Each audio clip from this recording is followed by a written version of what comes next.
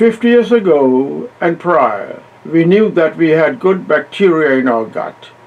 We named them bacterial flora. We were then advised to go soft on antibiotics as they destroyed our friendly gut bacteria and changed the ecosystem. Scientists call them microbes, and a group that includes bacteria, viruses, bacteroids, and fungi in the gut was given the name microbiota and microbiomes. They are found not only in your gut but also your skin, mouth, nose, and other openings. Each microbiome includes over 10 trillion of microbial species, all interacting with one another. In total, there are over 100 trillion of bacteria, viruses, and fungi in your gut. They keep bad bacteria in check and looks after your health and well-being. In the human gut, microbes not only aid digestion but also affect obesity, allergies, immunity, and even brain development. Beyond people's bodies, these microorganisms have created the Earth's oxygen-rich atmosphere and also enable plant and ocean life to thrive.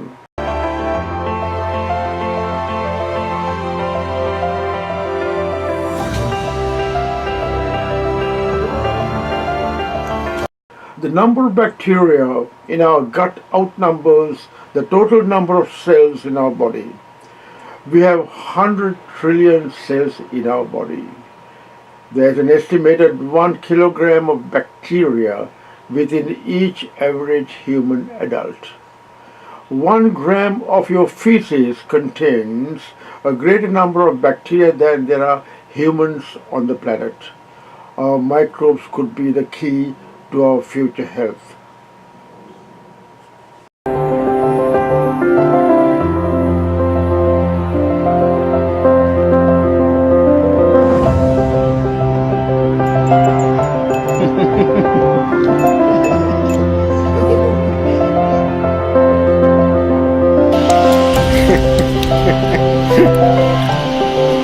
Microbiota, those microscopic organisms in our gut, play a vital role in keeping us healthy.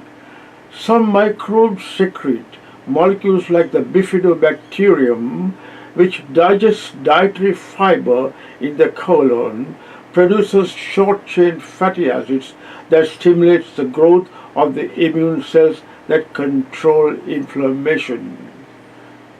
Eating foods with high dietary fiber like the veggies seems to prevent large bowel inflammatory diseases like ulcerative colitis and Crohn's disease and some forms of cancer, and these microbes seem to assist in the process.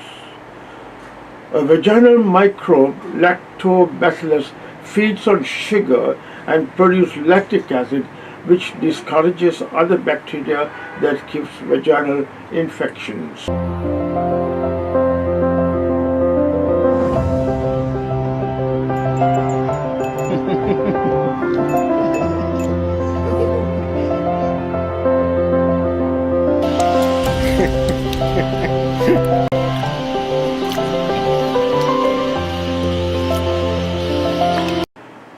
Diversity is the key to beneficial microbial populations.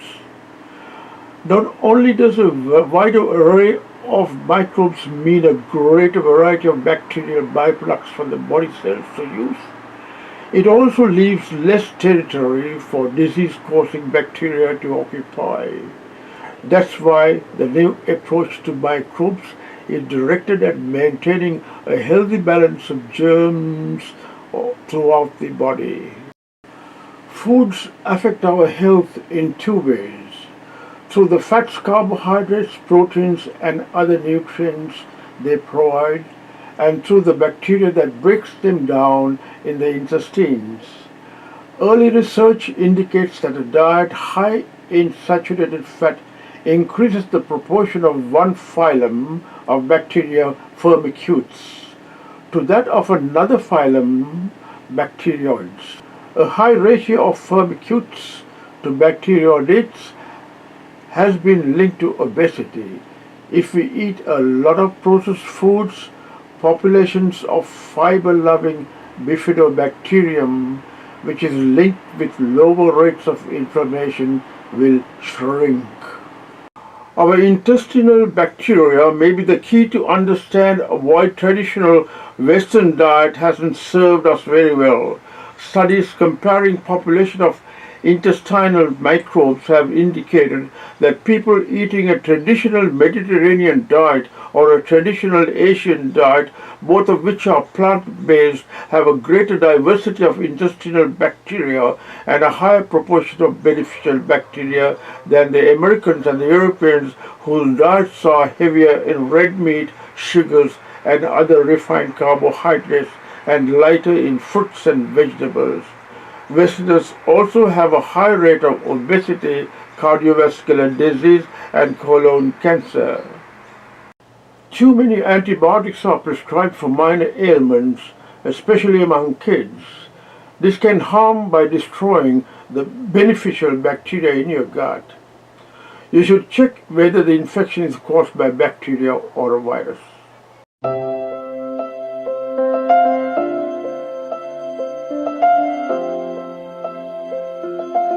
How does a baby get those beneficial bacteria when just born for good health?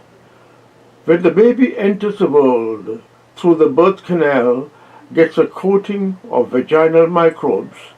These bacteria protect the baby from skin and gut infections. On the other hand, those babies born by cesarean section miss out on these beneficial microbes and are exposed to infection, unfortunately. There is a war going on in our gut between the good bugs and the bad germs. Good bacteria reward our dietary choices by producing metabolites for a healthy gut and well-being. Eating the right foods is important to keep our good bacteria in harmony, and they in return will reciprocate good bowel and good general health. This is where you need to take prebiotics and probiotics daily to keep your good bacteria happy.